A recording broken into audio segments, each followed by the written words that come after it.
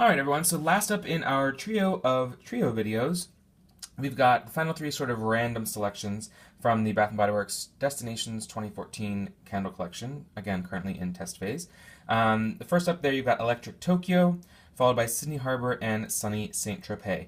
Now these I saved for last because two of them actually are pretty much repackages, and then one of them is just kind of strange, and I think actually a signature collection scent from a few years ago, which is a little strange but not completely surprising. So again, if you haven't checked out the other videos, the overview video was first, followed by two trio videos. First of, what was it? The Fleur de Provence, the Greek Isles, and About Madrid, followed by the Islands trio for Bermuda Break, Mahalo Maui, and what was the other one? Havana Heat for Cuba. And then finally here we've got these ones. Again, there are three more in the collection. London Calling, South Beach Sun for Miami. That's just, in my opinion, a really dull coconut, like completely forgettable coconut blend. And then finally the one I have not yet sniffed is, I think it's called the Emerald Isle for Ireland. A sort of clover, a wet green scent, which by the sounds of it, I think that's right up my alley. I will probably love it, but I have not yet been able to smell that one yet. So let's dive into these ones. First up, Electric Tokyo, which again, kind of silly. There's more to Japan than just, Tokyo and their, sort of intense, crazy kinetic energy there, and certainly the name has zero to do with the fragrance or even the notes. And even the notes kind of have very little to do with Japan. It's quite a marketing stretch here. And I think kind of silly. Like, I like the idea that they wanted to do something Japanese, but it's just so kind of like generic mainstream, borderline offensive maybe? I don't know. It's just kind of silly, like iced sake and cherry blossoms. Like, two things that are completely unrelated that are both related to Japan. Obviously, cherry blossoms, known as sakura. That's their sort of unofficial flower. And then sake is a beverage that is essentially a rice wine drink that people do it as if it's like shots, and at least in America, the sort of cheesy Japanese like sushi places, they drink it straight in like little shot glasses. I suppose they probably do it that way in Japan too. But a lot of people think that it's really intense and it's like they're drinking vodka or something, and really the alcohol concentration is around the same as typical wine that you would drink. Sometimes they have it iced, sometimes they have it hot. There are many forms of it. I think it's quite delicious actually. It's usually kind of sweet.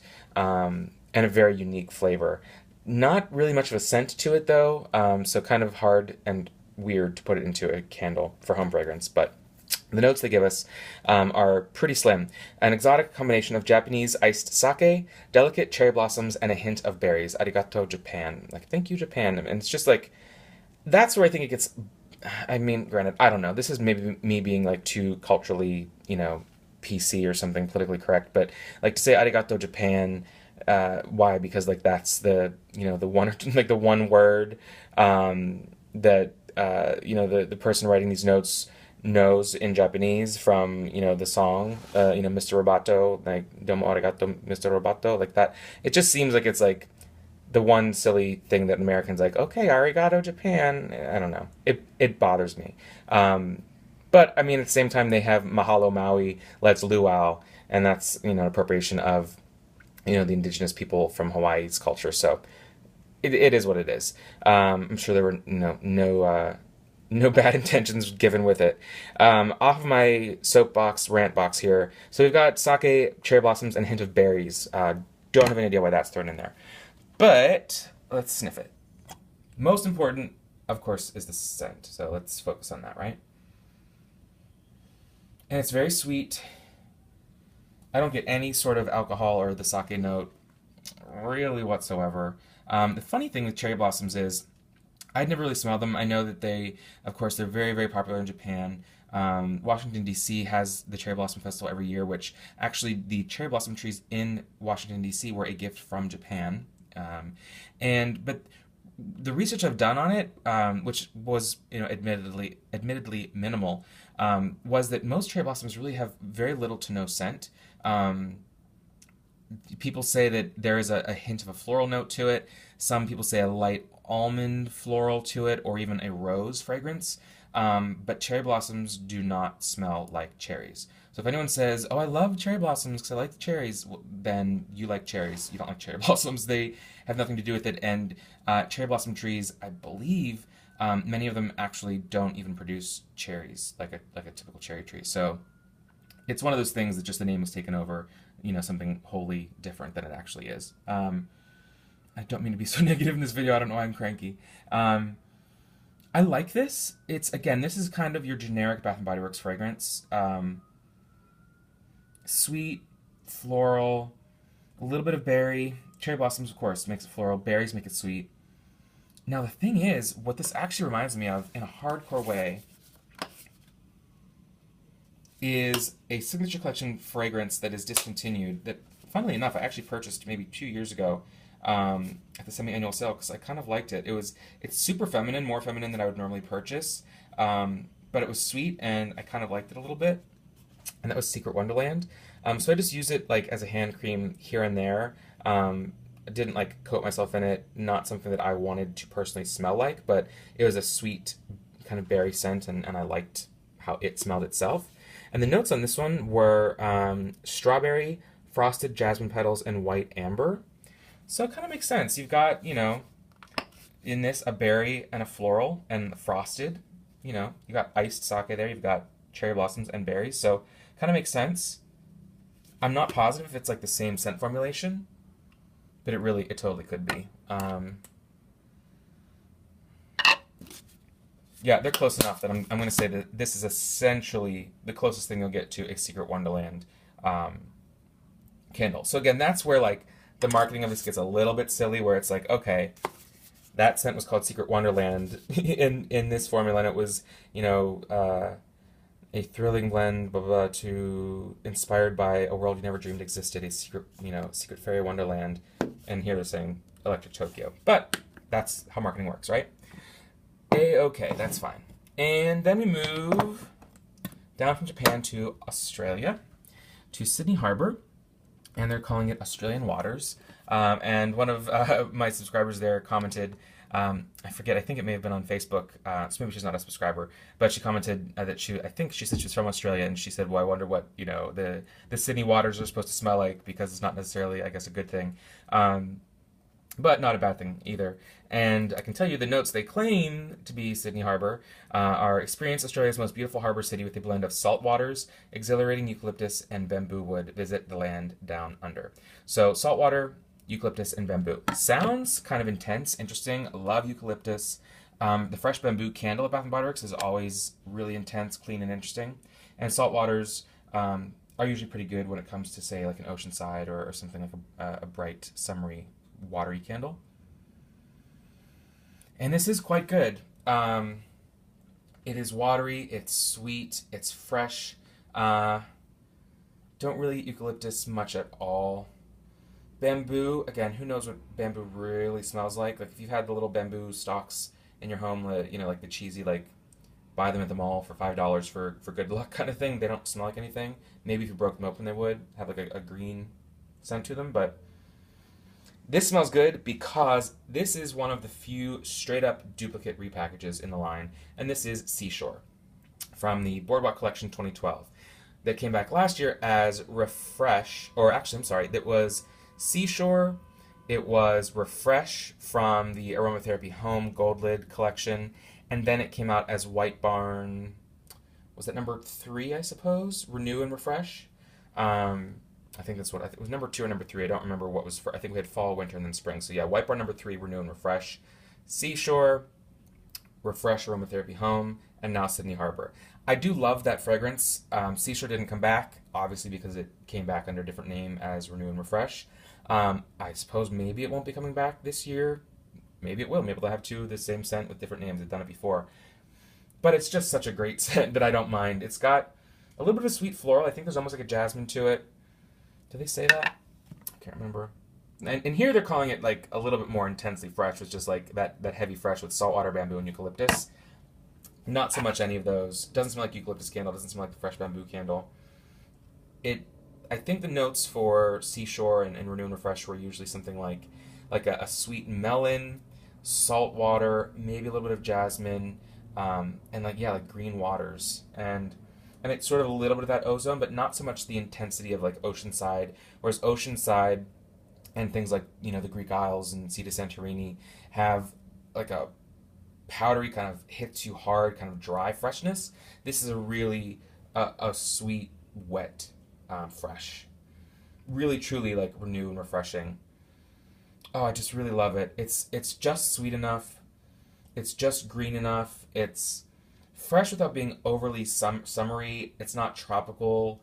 I really, really actually love this. So if it only comes back in Sydney Harbor, I'll probably buy a few of them because I don't want to lose out. I think I have one Seashore. I don't think I even have Renew and Refresh number 3 sitting around from last year. Really just a fantastic candle. And this is one that, to me, it really makes sense why they keep coming back with it in different names, because it's just pretty fantastic. So surprisingly, I actually like that one a lot. Then we move to sunny Saint-Tropez, which apparently France is good enough to get 2 candles in the destinations line out of all the countries in the world. They've given France the Fleur de Provence and then sunny Saint-Tropez for the southern Riviera in France. And of course, Saint-Tropez is known as sort of the playground of the rich and uber famous, where they go for their party spots and private yachts, as it says here, with just sort of the sandy beach umbrellas and the yachts in the background.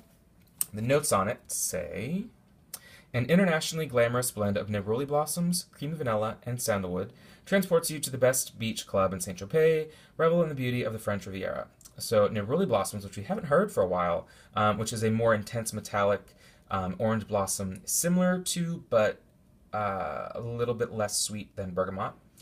Creamy vanilla and sandalwood. They're throwing that sandalwood around a lot again. I don't know why they have to do that. But interestingly enough, when you sniff this, this is a straight up duplicate. And similar to Sydney Harbor, this is a candle this is its 3rd packaging.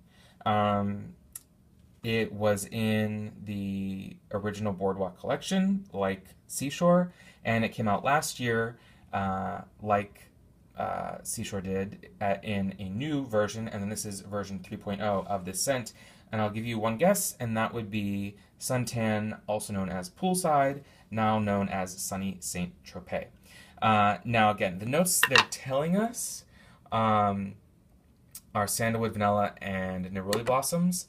I don't remember the notes that they told us for Suntan. I think there was maybe yuzu and probably neroli, maybe some orange blossoms, which basically what they can call neroli orange blossoms. Poolside, I don't really remember exactly what they called that one as far as the fragrance notes. But it's funny that this label actually kind of harkens back to the original Suntan collection Suntan from the Boardwalk collection 2012, because that it had only released in a 4-ounce single wick. Some people completely loved it, including me. And the label actually could have been a cropped image of the same photo. It had a red and white striped beach umbrella on it. So interesting that made a return after transforming it into Poolside last year, which was, what was it, the Find the Fun Side Poolside or something like that, with that bright, intense yellow wax. I loved it. It burned fantastically. It threw amazingly. Another scent that, I'm telling you that the Boardwalk Collection 2012 really had some great stuff in it. Of course, Summer Boardwalk came back last year, and now we've seen Seashore and Suntan come back. We have not seen White Sand come back in its original form. I still am holding out hope to see Beachside from way back in 2011 to come back. But who knows if that'll actually happen. But this, again, is one of the scents that is good enough that it is A-okay by me. If they want to keep repackaging this every year, throw it in the current marketing, a different package, a different name, different colored wax, different notes. Just bring back my Suntan and my Seashore, and I'm happy. So actually, these, maybe not so surprisingly, this this, even though this collection or this trio here I was less excited about because they weren't new. Really, when it comes down to what are my favorites from the 9 that I've sniffed, Sunny St. Tropez really has to be up there. Sydney Harbor has to be up there.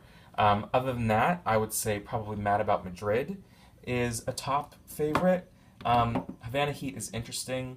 Greek Isles is interesting. Mahalo Maui is take it or leave it. The Fleur de Provence is not as great as I wanted it to be, and Bermuda Break is. I feel like this. You know what? I'm sniffing that again. It could be a duplicate from last year's or early in the year's destinations line, actually.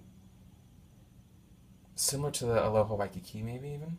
I don't know. Not quite though. I think it might be its own thing, but just with similar notes. So really, I'd say like Mad About Madrid, and it is my favorite new scent. And then Sunny St. Tropez and Sydney Harbor. You can't beat Suntan and Seashore. There's some at this point classic, if not names, then classic fragrances that are returning. It looks like for a third year in a row. Here's hoping that, again, this isn't related to these candles, but here's hoping that if they're bringing back scents that have been popular, let's hope that Flower Shop sees the light of day in the spring collection.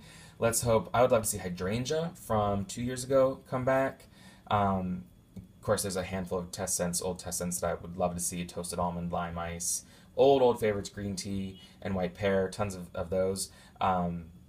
I'll always give my shout out to lavender macaroon, which is a fall fragrance. But primarily, what I'm looking for summer is mango cilantro, Flower Shop, hydrangea, verbena waters. Those are ones that did not really come out last year, especially Flower Shop and mango cilantro, that I think were like, it was ridiculous that we missed those. So here's hoping that it's not all set in stone yet, and that they can take our advice and add those to the collections in the spring. Or if they're set in stone, maybe we'll be surprised the way that we were surprised with Cinnamon Sugar Donut coming back in the Sweet Shop, and maybe we will see Flower Shop and Mango Cilantro again. I've got one of each of those candles. I'm like holding out, burning them, because they're just like some of the best of the best, and I don't want to use them up, which is of course silly. But anyhow, I said I wouldn't make these videos longer than 20 minutes, so I'm going to cut myself off here. Feel free to continue the discussion on facebook.com/TouchTheFireTwice. Love to hear what you guys think about any of the little rants I've gone on here, or the specific collections, as well as just sort of the brainstorming or reminiscing I'm doing now, talking about past scents that we loved. If you have any questions, you can also find me there. Comment down below, whatever works for you. And until next time, take care.